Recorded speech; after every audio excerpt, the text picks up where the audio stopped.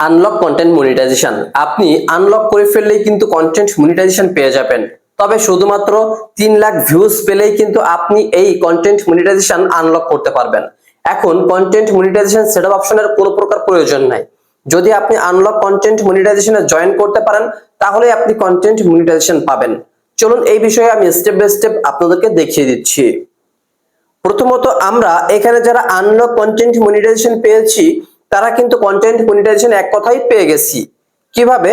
এখান থেকে আমরা এই ভাইয়ের অ্যাকাউন্টে বেশ কিছুদিন কাজ করেছি। তো এখান থেকে আমরা সরাসরি এই প্রফেশনাল ড্যাশবোর্ড এখানে একটি ক্লিক করব। এই প্রফেশনাল ড্যাশবোর্ডে একটি ক্লিক করার মাঝে এখানে আমরা দেখতে পাচ্ছি মনিটাইজেশন আছে এবং ইস্যু রয়েছে। তো আমি বেশ কিছু অ্যাপ্লাই করার কারণে ইস্যুগুলো চলে যাবে বা অন্যান্য প্রবলেমগুলো আমি সলভ করেছি।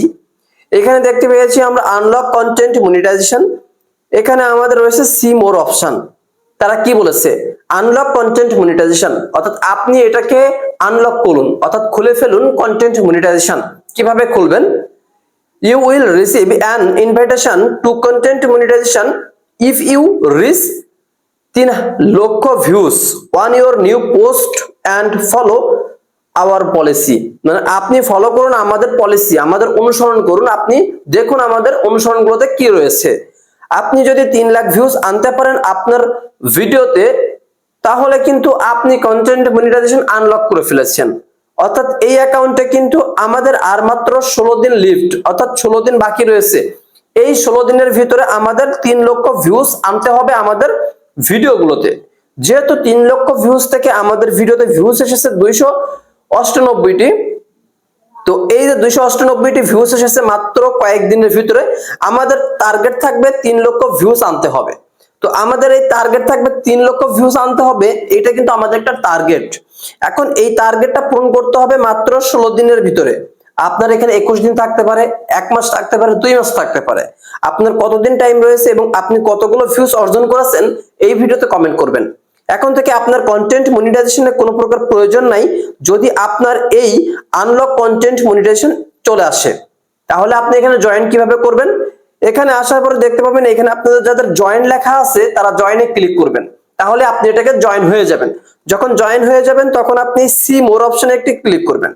সি মোর অপশনে ক্লিক করলে দেখতে পেয়েছেন এই যে ক্রিয়েট পোস্ট, আপনি এইখানে আসবেন। এইখানে আসার পরে আপনি ভিডিও আপলোড করবেন। এখানে দেখেন একটা ভিডিওতেই কিন্তু 298টি ভিউজ চলে আসছে। তো আপনি এখানে যত পরিমাণ পোস্ট করবেন তত পরিমাণ আপনি ভিউজ পাবেন। এজন্য আপনি দিনে 5টা 10টা কেন যে কয়টা রিলস ভিডিও আপলোড করবেন, যদি ভাইরাল হয় এবং এই 3 লাখ ভিউজ পান তাহলে আপনি এই আনলক করতে পারবেন, কন্টেন্ট মনিটাইজেশনটি আনলক হয়ে যাবে।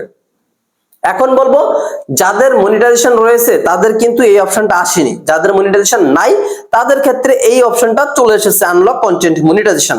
তবে এটা অনেক একটা সুখবর এবং আপনার জন্য অনেক অনেক ভালো, কারণ এখানে 3 লাখ ভিউজ কিন্তু ফেসবুকের জন্য কিছুই না।